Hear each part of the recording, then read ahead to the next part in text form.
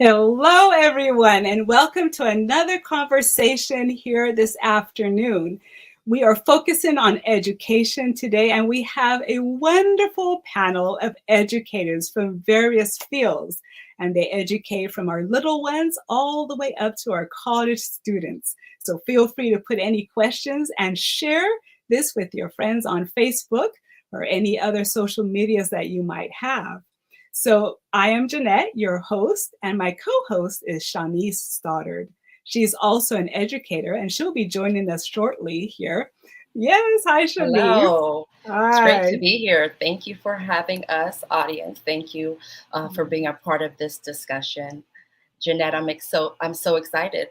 Yes, this is going to be very good. Our parents need to know how to communicate with their teachers and how to advance the careers of their children. Did you Absolutely. want to start or shall I? Sure. So as was said, my name is Shanice Stoddard. I am actually an educator, special educator, former administrator, current teacher, current graduate student at La Sierra, and I'm also a parent of a 5-year-old. So I am all too knowing, understanding this plight that we have, which is advocating for our students, collaborating with our schools, and just knowing how to navigate the education system and making sure our kids are going to get the best for their life success. So we're here to talk to some professionals in the field and some parents as well. Excellent. So our title for today then is Advocating for Your Child, What Parents Need to Know. So feel free, audience, to engage with us in the chat as we go along. So let's go ahead and introduce our panelists. Well, our panelists will come along once I get started here. So we will start with Jarlin Connor. Now, Dr. Jarlin Connor has been a motivator and an educator to the young and old for over 15 years.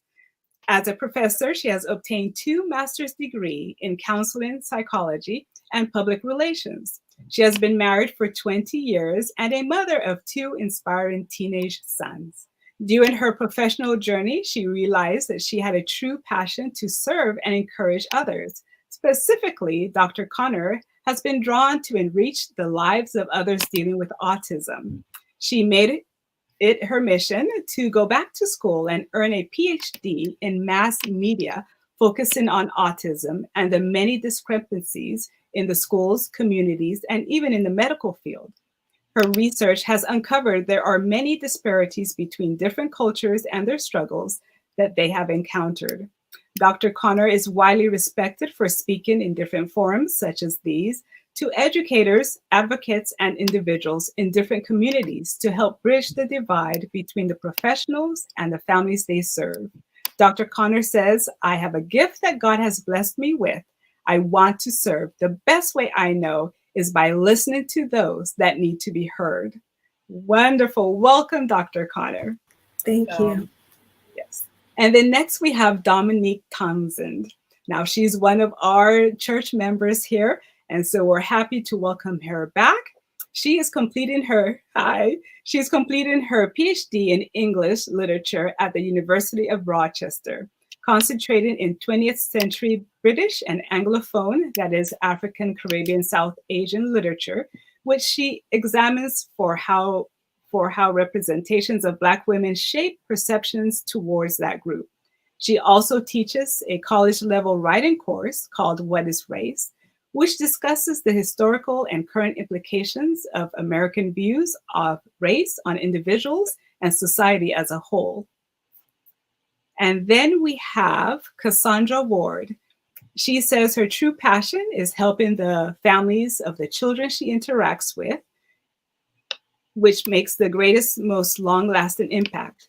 In 2018, Cassandra graduated from California State University, Fullerton, and obtained a BS in child development, with an emphasis on family and community. Cassandra's current employer is Child Care Resources Center in San Bernardino as a child development specialist. In this role, she, along with a team of other specialists, provide education, aid, and offer resources to child care providers, parents, and the surrounding community. And then I think, Shanice, do you have the other? Yes, of course. So we are also joined by Lauren Eaton Spencer. She holds her master's degree in education, curriculum, and instruction with a specialization in neuroscience. And she's currently completing her PhD in educational psychology, human development, and family science. Her research surrounds the experiences of color, women, and mothers, as well as how the pandemic has affected families. After completing her doctorate next year, her next professional goal is to make research relevant, accessible, and understandable to people outside of academia. I see baby there. Hi, Lauren. We also are joined by Camille. Camille is actually a middle school teacher in Atlanta, Georgia. She holds a BS in elementary education, a BA in psychology from Oakwood University. She's a middle school teacher, as I said, teaching Bible, math, and science at Berean Christian Junior Academy. She's pursuing her master's in urban education at Louisiana State University. So welcome, Camille. I actually want to start off this discussion with Camille. Camille, if you don't mind, you are, I would say, in the trenches, right? You are a teacher. You know that perspective. And we would love to hear from you if you can kind of just paint a picture for us. Thinking back to maybe a recent situation or communication with a family, can you tell us about a recent situation that you've had in communicating with families and how that went, and maybe some takeaways that you can share with us? Oh, sure. I have so many stories I can share. Um, but the one that I think pops into my mind um, uh, is one with a family who is new to the school this year. Now, this family, the son, he's in eighth grade, and he just finished 2 years of virtual school. So um, the the mother informed us when he started on the first day of school that he struggled through, you know, virtual school, and they wanted to put him back into a physical building this year. And he promised them that he would do better online. Just give him a chance, and he'll do better. And so they decided to allow him to do the hybrid option, and he only comes into the school building twice a week. Well, he had trouble getting his work done and coming to class and being engaged in class when he was actually there. Um, and so he ended up failing two of my classes the first two quarters. Well, at the end of the second quarter, we had several conversations with his mother, um, and his mother was not pleased with um, his grade on the last test that we had. It was a geometry test, and it was an open note test. They were allowed to use their notes. He did not use his notes because he did not have notes to use, because he didn't take notes, because he doesn't pay attention in class. But it was my fault that he didn't have notes somehow, according to the mother. And so he failed the test, and the mother asked for a copy of the test. And so I gave her a copy, and she sent a very, very long and disrespectful email, um, cussing and throwing insults and saying, at the very least, a math teacher should know how to count. Why is it that on his test he got 38 out of 90 or 105, and then in RunWeb, which is our grading platform, he got a 38 out of 99. You're a math teacher. You should know how to count. And so later that week, I saw her at the school. And so I pulled her aside and I asked if I could speak with her. And I went through the entire test with her, explaining why things were graded the way that they were, explaining how the math works, essentially teaching her geometry. Um, to which she responded, I didn't understand this test, so I guess I didn't realize how you graded it. And I said, that's true. That is true. You didn't understand.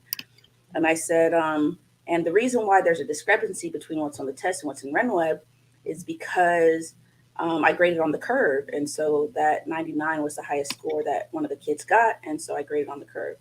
And so she said, oh, that was very nice. That's very gracious of you. I said, yeah, most teachers do stuff like that because we don't want kids to fail.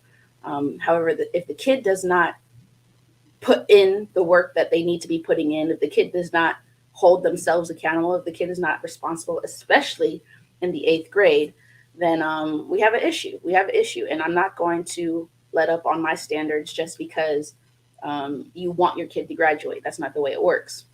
We can't want something so bad to make it happen, and we don't put any work in beside it. And the title, as I understand, the theme of this conversation is advocating for your child, right? And so I think that I bring this story up to say that advocating for your child is what every parent is asked to do, right? Advocating for your child is why God blesses us with children. We are to raise the child in the way that God has asked us to raise them, right? And so when it comes to the child being in the school building, interacting with teachers, interacting with peers, interacting with administrators, and sometimes our children need extra help. And so your child, as they're coming up, needs somebody to speak for them, right? To stand up for them. However, advocating for your child does not mean letting them get away with doing whatever they want to do. Advocating for your child does not mean insulting their teacher or insulting the people who are placed in their lives to help them and to build them and to grow them. It does not mean attacking those who are trying to partner with you in raising them. And so I believe that there's a positive and a constructive way of advocating for your child. And then there's a type of advocating that is detrimental and hurtful and harmful, ultimately to the child himself or herself in years to come. And I think, everyone on the panel can build on that. I would assume. Yes, absolutely. Thank you for setting the stage, right? We will be talking about advocacy, which is really a positive way of bringing about change, right? Being able to collaborate effectively with the schools and build a partnership. And I think that that's where we want to start off. Let's talk about what type of communication is necessary in order for advocacy to take place, positive changes.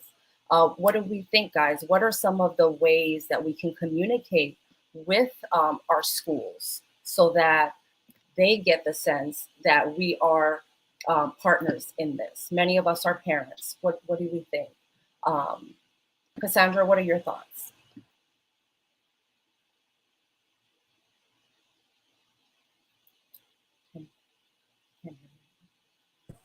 Can you hear me now? Yes. Okay. I think this is a very, very interesting topic for me as a parent of a kindergartner, first time doing this. And after being homeschooled K through 12, it's like a whole new world to me, this whole parent, teacher, school district relationship.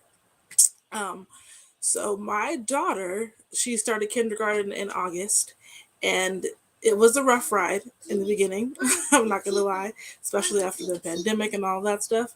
So I learned a lot of stories I hear is whenever you're unhappy with whatever's happening or situation, a lot of parents would just I'm going to talk to the boss, which would be the principal or the assistant principal. A lot of people just skip and go straight to whoever they can get to. That's the boss of their child's teacher.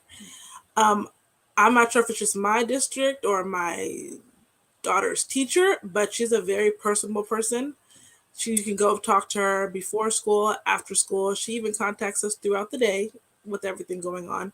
So I decided I'm going to build a relationship with her. If I never speak to the principal, that's fine with me. She's the one interacting with her day in, day out.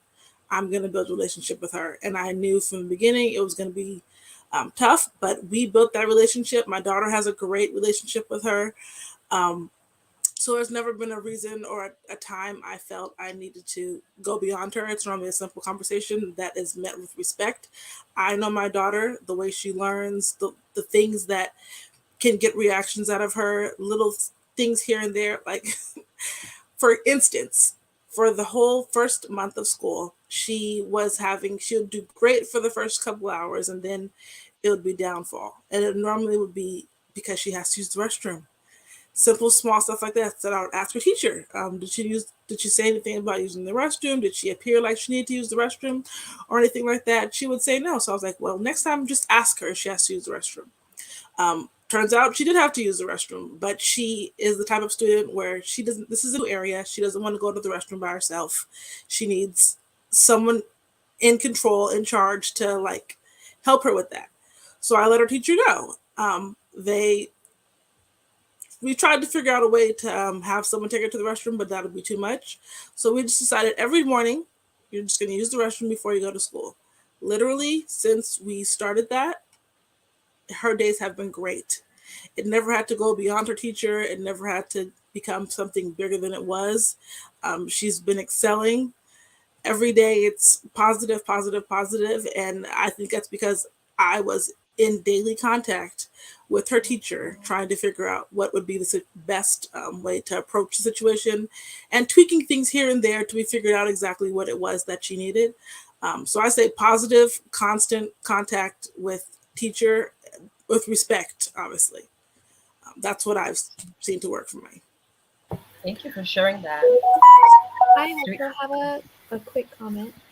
I think it's important that we remember that, the communication between parents and teachers has dramatically changed since the pandemic started.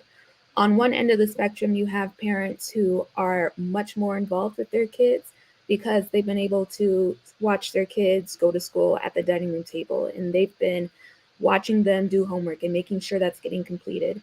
And on the other end of the spectrum, you have parents who are now less involved, who have been relying on their child to be the go-between for the teacher and the parent, who haven't really taken more of a leading role. And that could be for a lot of different reasons. If they're essential workers, if they're just burnt out, if they have trauma due to the pandemic, there's so many different things that could cause that to happen. So I think it's very important that we encourage parents, as kids are starting to go back to the physical school, to make routines like Cassandra's talking about that work for them, because they also aren't used to being in a physical building. Cassandra's case is different because it's a kindergartner who has never been to school, but especially for kids who might have stopped in 5th grade because of the pandemic and are now coming back for 7th or 8th grade, it's important that you establish routines with them as well as routines with their teacher so that it can become more normalized. Because right now it's kind of all over the place for everyone. I wanted to comment as well. I totally agree with Lauren as well as Cassandra in reference to communication. And we all know that communication is very important. So if it's the parent teacher or if it's parent talking to a health person in reference to getting information on a diagnosis, it's just important in general to be able to communicate. But the one thing that really sticks with me, and this is something that is critical, is the advocacy. So we all know as parents or teachers, because they have a part as well, is to be able to effectively advocate for that student and or in this case, we're talking about our own children. So some of the key points for advocating is being well informed as well as being prepared. And nobody can tell you anything differently about your child than you, because you know your child more than anyone, right? So that's really important, to be able to be informed, prepared, and if you feel comfortable, actually having an advocate with you when you're sharing your concerns with the teacher. And in this case, Cassandra was able to build that relationship with the teacher, which is critical as well. So we're talking about communication, one, effective communication. We're talking about advocacy, and then we're also talking about also building this relationship. But with that being said, we're talking about when it comes to teachers. So teachers have it tough. And we understand that. We are living in a different world right now, right?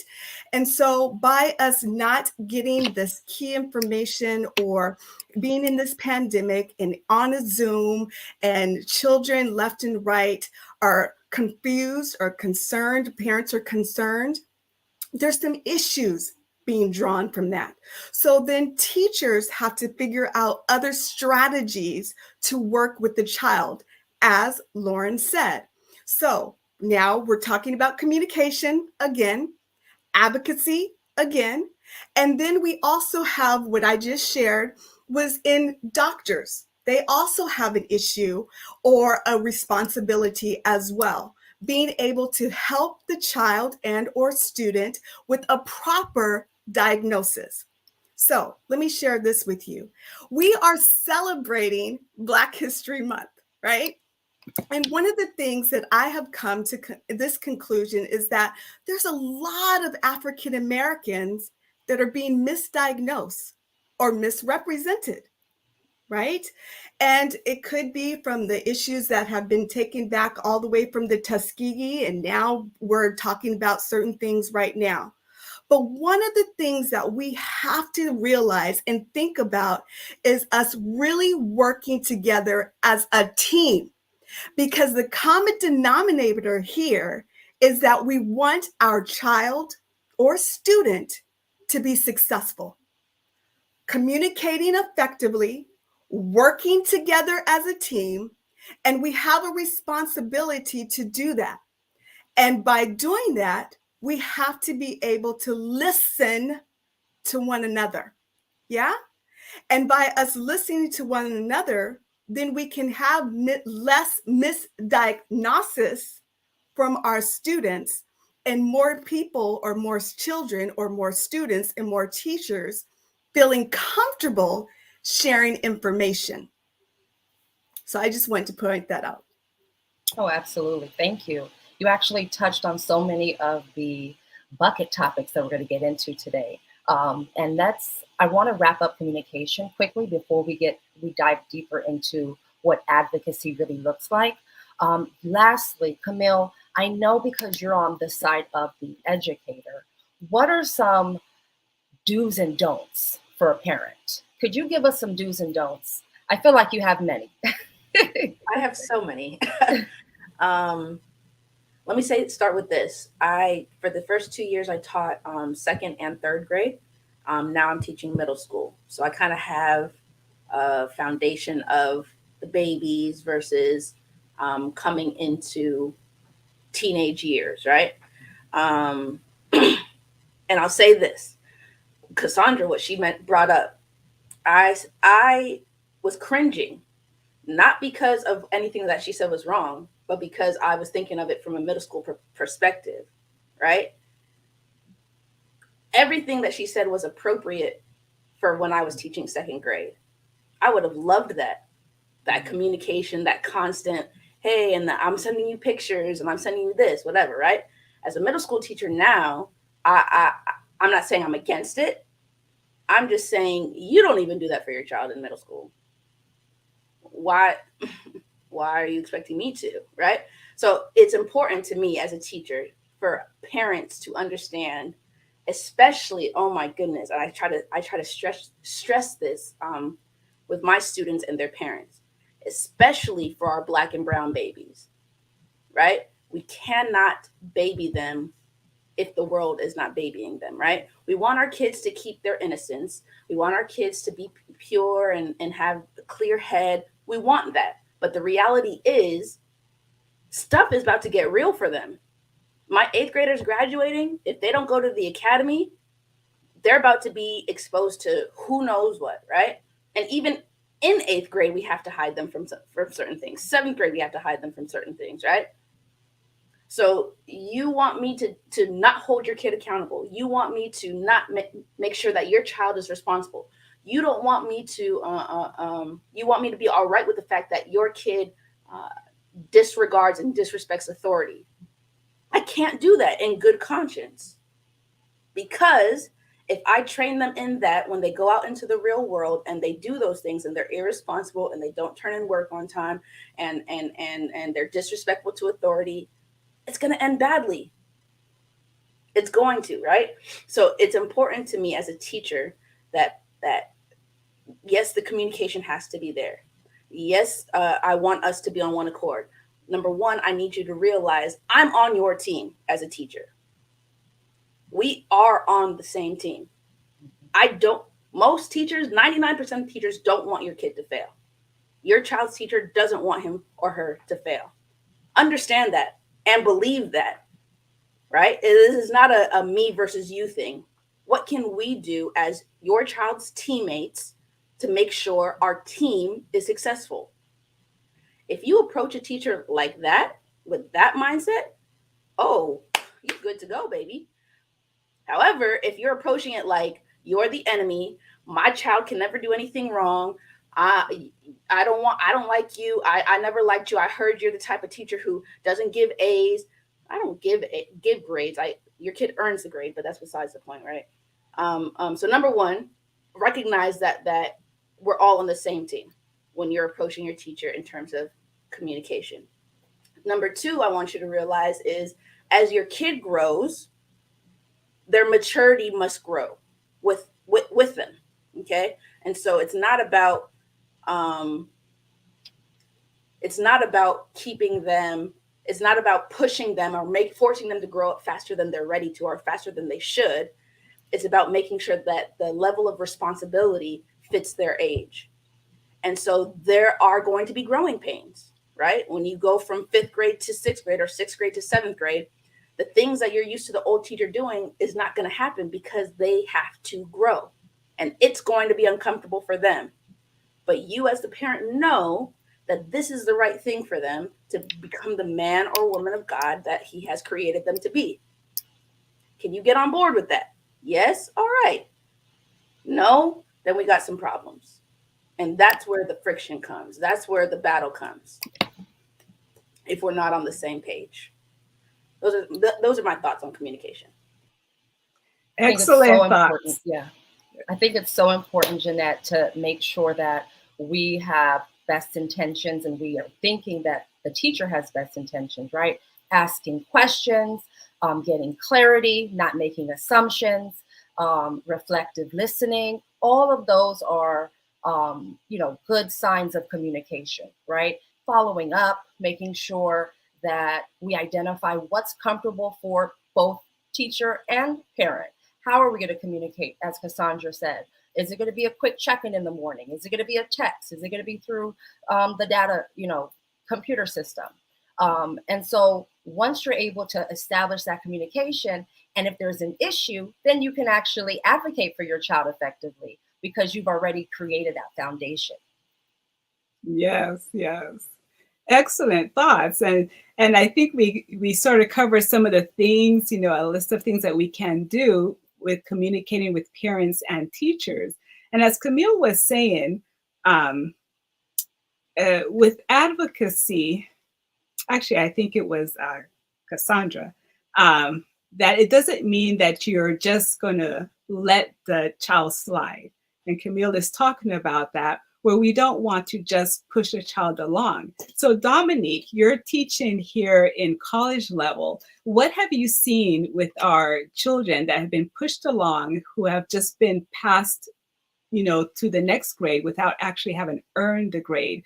What have you seen in college? How are they reacting? That's a good question. I think that the students who don't learn advocacy, whose parents don't advocate for them, who don't learn to advocate for themselves, really struggle when they get to college because they just don't have the skills, as Camille was saying, to be mature human beings at that level. So if you're right, a 5-year-old in kindergarten, you need someone to help you sort of navigate life and new situations. And you need an advocate to sort of bridge that gap between what the child is comfortable with and where they're still growing. But by the time the child is in college, I don't work with many parents because at this point, your child is an adult and has to learn to sort of become a responsible human being for themselves and learn to take charge for their own education and their own needs. So just allowing your child to be pushed forward or pushing them yourselves without really teaching them those skills or modeling those skills of advocacy for them in the long run disadvantages them, I think.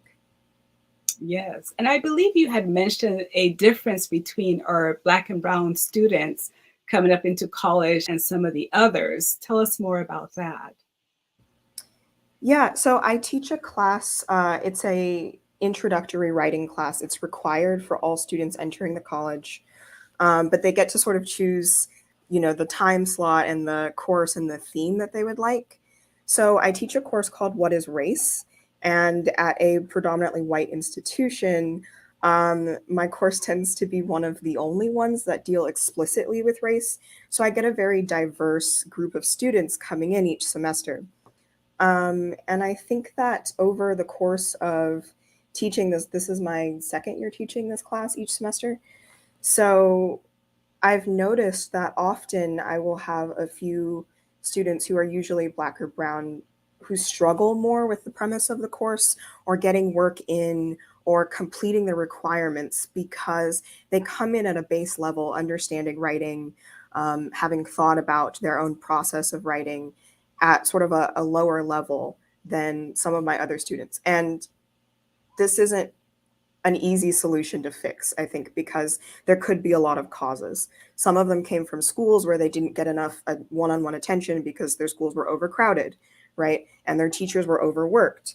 Some of them come from backgrounds where they don't have families who are able to support their education, either because they didn't have that education themselves or other things are going on at home. And so then when they come to my class at college, they struggle to do the same assignments that their peers who did have those resources went through earlier in their lifetimes. So, I mean, I try to do my best to help them, move up and bridge that gap. But it definitely, I think, frustrates my students at the beginning of the course. And that's always heartbreaking to see because admittedly, I have a soft spot for my Black and Brown students, right? Right. Thank you so much. And so that goes to what we're saying We had about. a quick something Go that ahead. I wanted to say. Yes. I really appreciated what Camille said, especially about giving your kid's teacher the benefit of the doubt. And I feel like going into it with that mindset of not carrying blame, like perhaps it's a miscommunication, perhaps it's this, perhaps like just leaving the door open to having a conversation without going in with presumptions is very important. And I also really appreciate Dominique's point of view about parents really not being able to advocate for their student the way that they did when they were children. There's actually, it's illegal for college administrators, college teachers to disclose information to anyone but that student and that individual. Much like we have medical rights called HIPAA, there's something called FERPA at the college level, where when I was working as an undergraduate college advisor, if a parent would call me and say, well, how is my kid doing? Can I help them make their schedule? I can't give them any information besides what can be found on the website directory. So that's part of the reason it's so important that you literally arm your children, because you legally won't be able to have these responsibilities for them. I have had appointments where parents would come with their children and try to make the schedule for them and influence their degree plan. And I would have to redirect the entire conversation to the child. Is this what you want? Is that something you're interested in? Because the parent was so overpowering, but it is up to that individual. And one last thing I wanted to share that hasn't been brought up yet, but I think is very important. I had a parent come to a college advising meeting one time, and daughter was a social work major. I advised all the social work majors. I was creating her schedule. And the mother was giving me a lot of attitude, which is fine.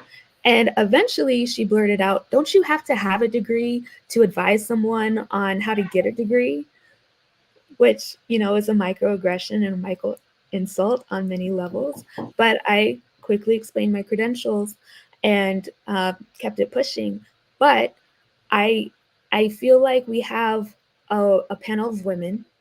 We have a panel of Black women. We have a panel with some young Black women. And it's very easy for us to be discriminated and discounted because of what we look like. And I think that could also play a role into the communication that we're experiencing with some of these parents, where because we don't look a certain way or talk a certain way or appear to be a certain age, they feel as though we are not necessarily qualified to be where we are. And so I encourage parents and anyone communicating with their educators, with their kids' educators, to really sit back and say, there's a reason this person has this position. There's a reason this person is in my kid's life. They have credentials. Their resume was reviewed. They were hired. And to go into it with a level of respect for what is being taught and given to your child in terms of education. Excellent, excellent. Thank you so much for those thoughts. And so along those lines, oh, sure, go ahead.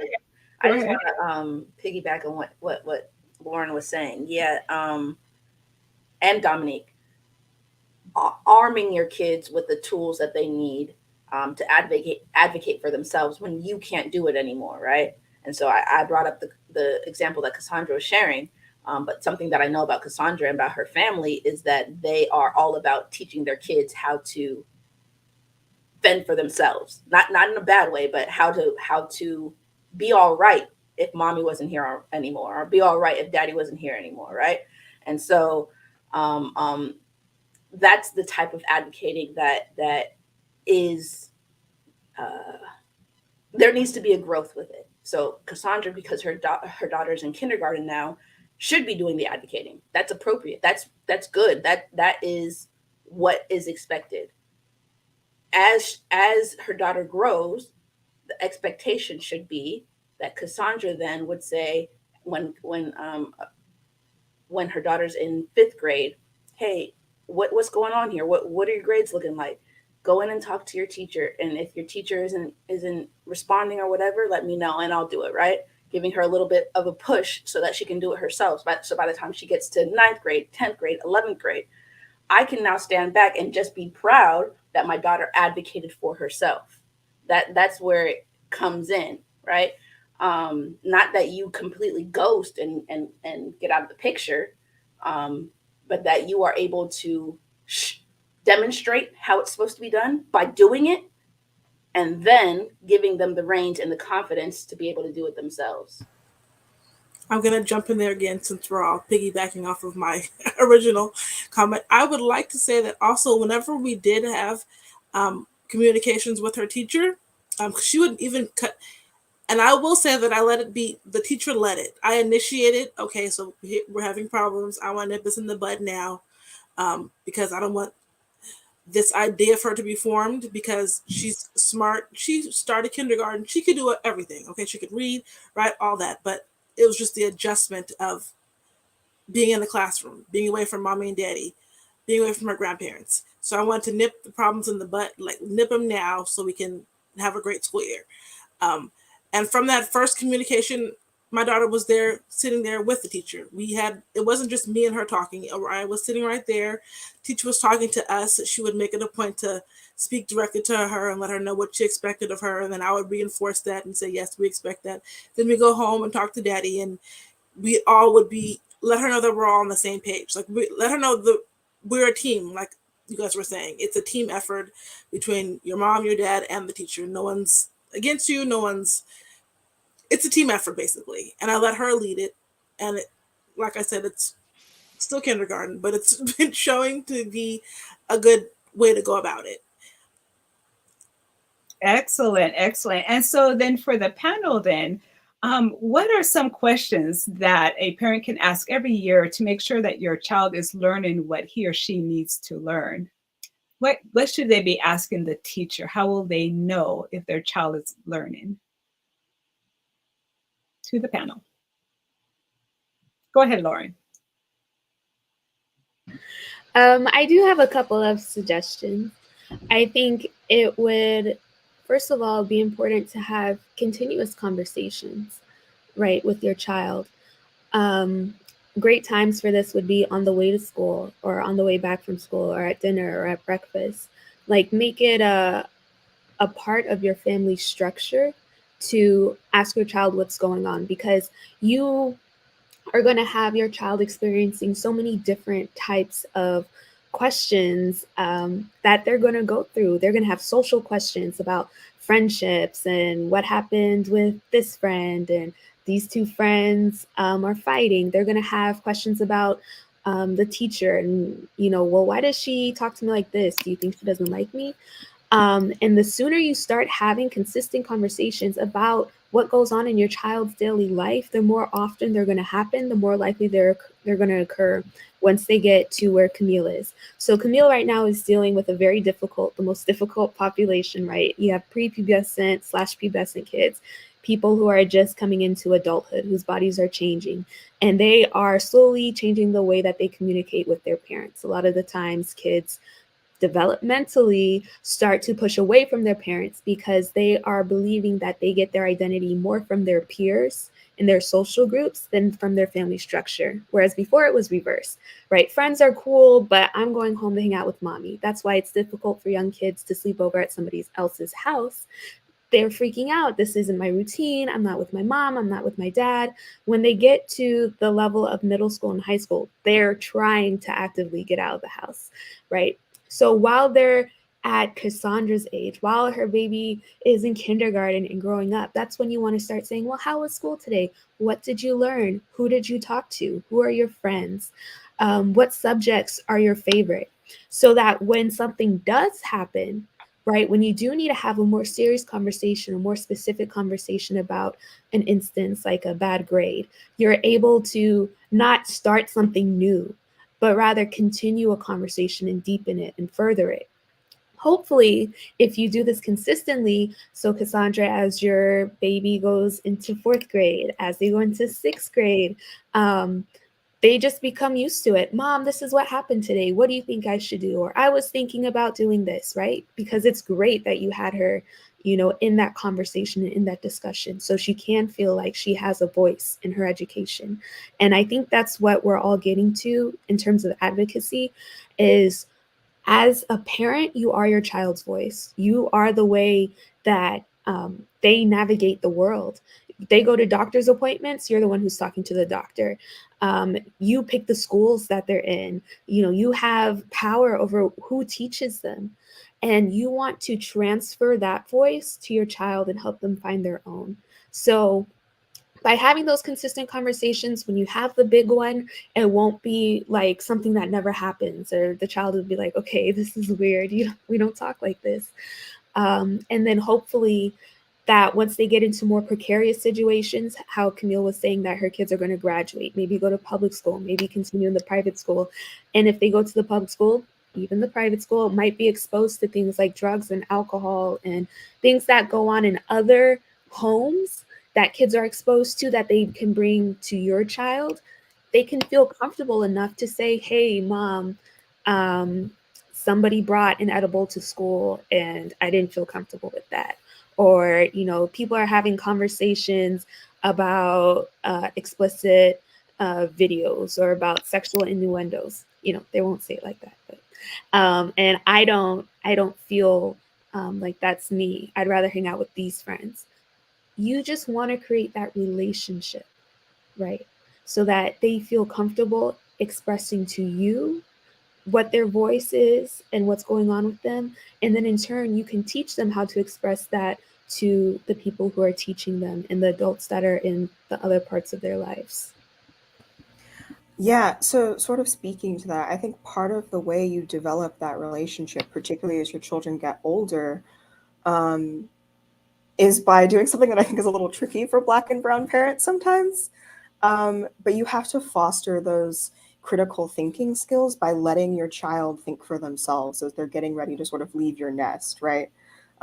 Since I work with college students, I'm thinking about when your student is reaching their last couple years of high school and they're thinking about maybe going to college, maybe going away, not living at home anymore, and therefore interacting with a bigger sphere of people, making sure that they've developed those skills of critical thinking. Ask them how they feel about discussions you're having with other adults. Let them think about it and come up with their own evidence and contribute to these conversations, so they really develop the skills that they're going to need to be a successful adult in whatever path that they choose to take, where they get to think for themselves and learn to be, critical of things going on around them. So as Lauren said, like, if things going on around them make them uncomfortable, they're able to determine why it makes them uncomfortable and what they want to do about it, so that when they do leave you and you're no longer able to advocate for them, they've learned how to advocate for themselves. They've learned how to figure out what it is that, the vibes they enjoy versus the vibes they don't. And you can trust that when they're away from you, that they're going to be okay, because you've imbued them with those skills and the skills that they need to survive. I think that was a really great just tip, right? Getting them used to critically thinking, having those conversations, modeling what it looks like to advocate for yourself. I would also say doing some role play situations with your child, right? Have them prepared to talk to the teacher by role playing some of the things that they might want to bring up. I think that's really important to get a student prepared and feel at ease as they transition to advocating for themselves. I think also this. Sure. I'm so sorry, Shani. Just between what you and Dominique were saying, it made me think of a great way that parents could start advocating for their child and teaching them to advocate for themselves starting today. And that would be by giving them autonomy over their bodies, allowing them to be independent with their bodies. So if your child doesn't want to hug somebody, if your child doesn't want to kiss somebody goodnight, not forcing your child to interact with someone when they have a natural boundary, right? I mean, and growing up in a Black culture, growing up in a church community with lots of West Indian roots, it feels like we have to give kisses to every auntie before we go. We have to hug everyone. But if your child says, I'm not comfortable with that, honoring your child and their bodily instinct and not forcing them, right? Because right then, you are teaching them, this is you, this is a decision, this is somebody else. And they can easily understand, okay, this is my body and I'm in charge of this.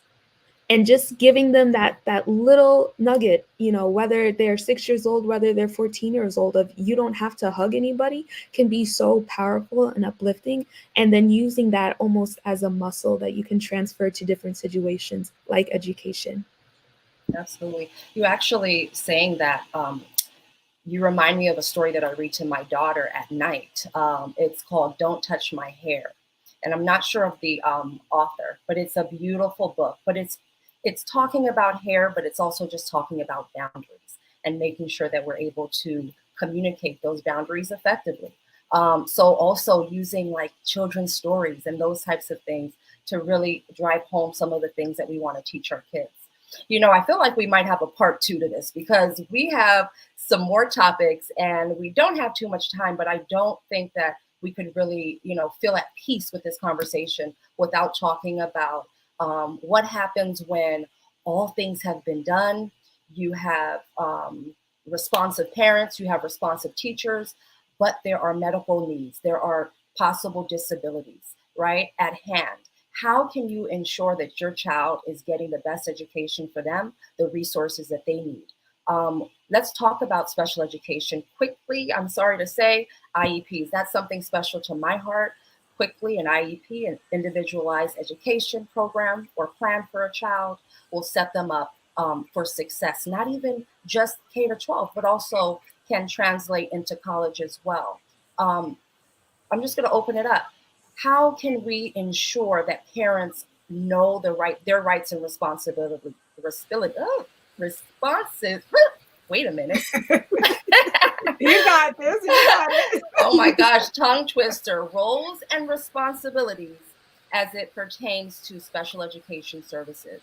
What are some of the I things think we it need would to be do? great, Shani, if you could explain to the audience what an IEP is, because I Sure. think some people might not be familiar. Yes. So an IEP is an individualized education plan. Now, they come about when a student has an identified disability. And many disabilities you have to actually get tested for, educational testing. There are some disabilities or disorders that are actually medical, for example, ADHD, where you don't have to get an IEP. You may just get a 504 plan so that you can get access to some resources. But if a student has a disability, a learning disability, for example, a speech and language impairment, these students actually are entitled to services, right? They are entitled to special resources. And a lot of times within our community, there's a stigma. You know, I don't want my child to be in special ed. I don't, you know, there's so many different really disrespectful things that are said. But when I think about advocacy, I think about giving students what they need. And, you know, we do know that Black children are more identified, especially as having emotional disorders. But when I'm talking about need, I'm talking about true need. After learning has taken place, after interventions have been put in place, and a child is still struggling, we have to be honest as parents, and we have to really push that envelope and say, you know, it's not about the stigma, it's really about, again, advocating for what our child needs.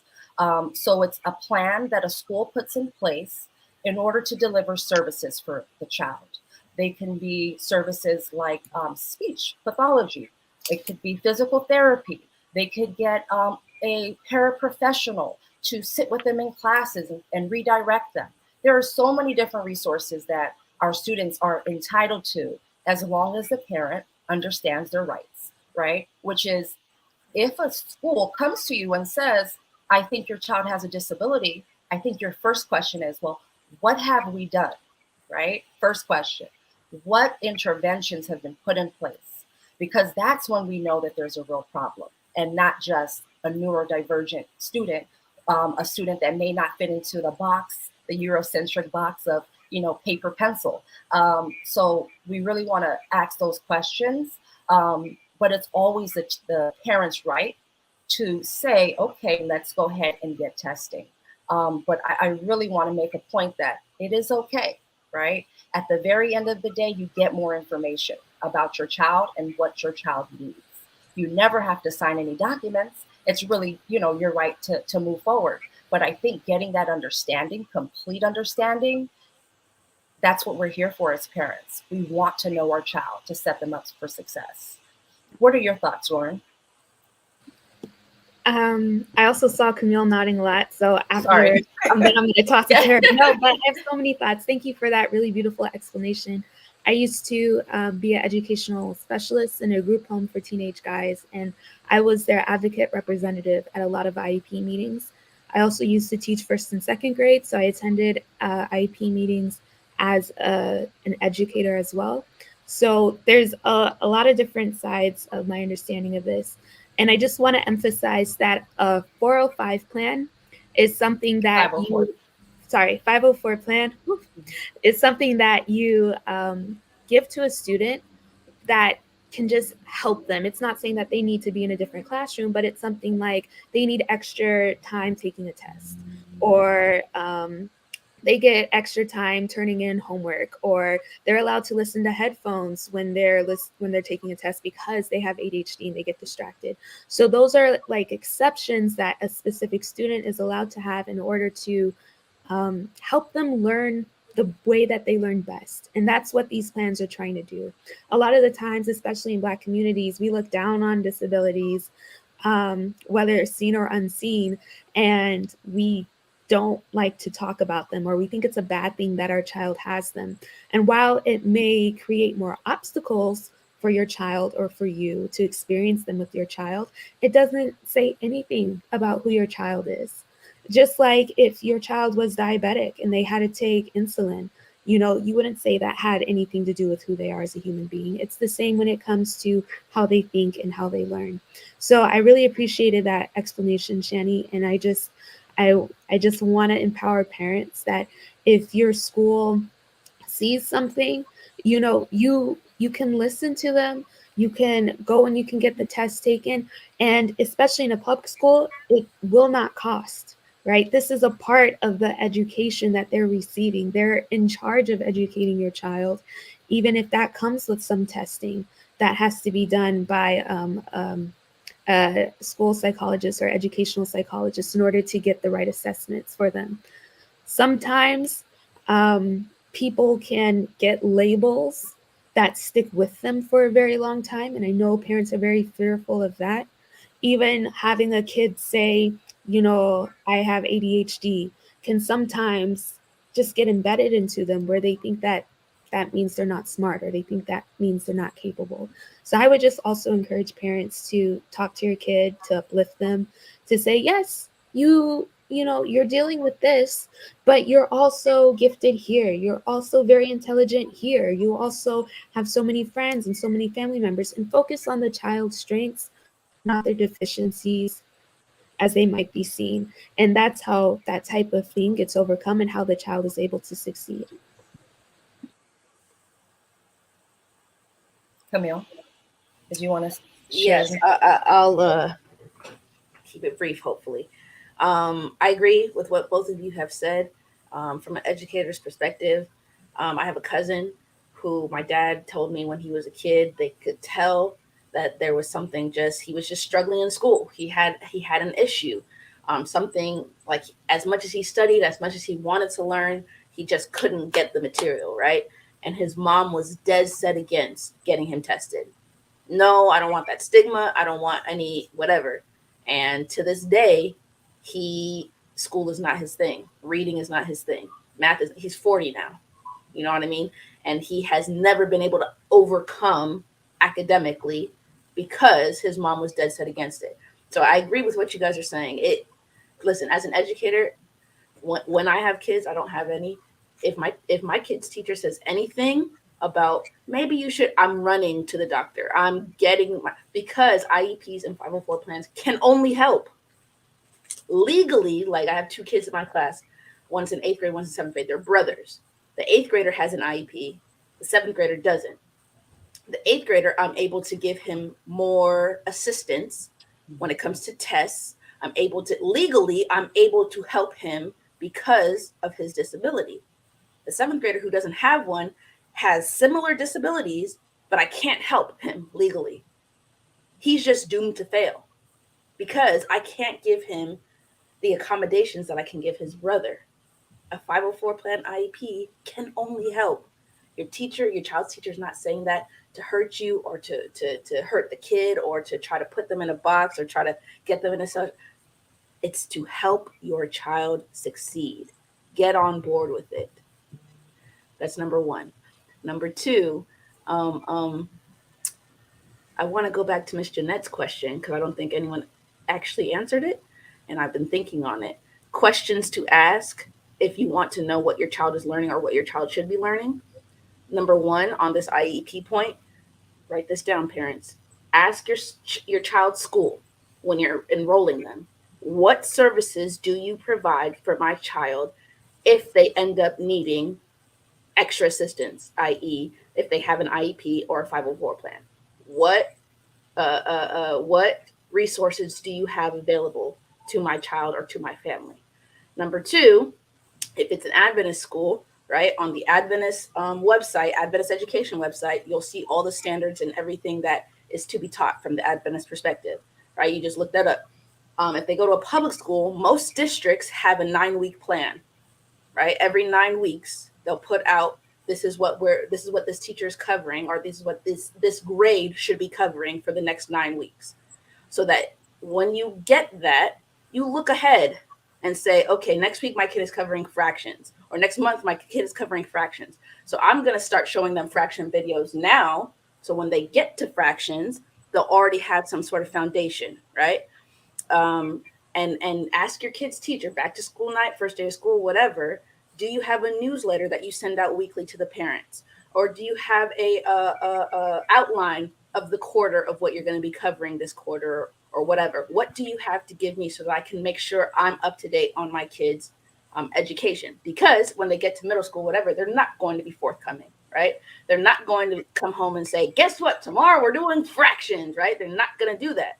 And so you as the parent have to take it into your own hands and say, hey, teach, what can you provide me? What can you send out? Is there a place that I can go? Do you have a website? Like my school, we use Google Classroom, and myself and my cohort, we have all of our quarter outlines posted in Google Classroom, and it's available to the parents. They can sign up for parent emails daily. So when we post information, they can receive that information. But some people did not sign up for the email system and then get mad like, oh, I didn't know you guys were going to be doing that.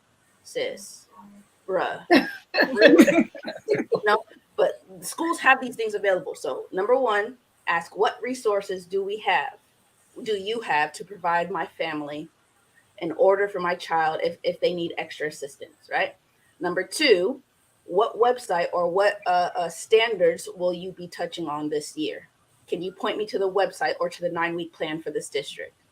And number three, ask the teacher themselves, do you have a newsletter or a monthly or quarter outline that I can refer to make sure that I am staying up to date on my child's education? I think this is a great place to end, Jeanette, but can I just add something? Because I know when I speak to parents, especially as it refers to math and Common Core math, right, is I don't get it. That's not the way I was taught. And as advocates for your child, you need to push yourself and actually, do the work to figure out how you can support your child at home. There are great YouTube videos. I would ask that you, Google the partial product multiplication or the lattice method, whatever it takes. I think we just have to do that. And we can't rely on the rote memorization that we were taught on. That's not how our kids are learning anymore. Thank you. Yes, thank you so much. You guys all had wonderful inputs. We loved all you. Educators are fabulous. And our takeaway points are really communicate with your teacher, build that relationship so that you can go and ask them anything about your child and just keep pushing ahead. I'm sorry we have to wrap up. This was a great conversation. We are happy to have a part 2. We'd have to ask Adrian about that. But I just wanted to thank each and every one of you for joining us so that our parents were able to learn the resources that are available to them and what they can do. Thank you so much.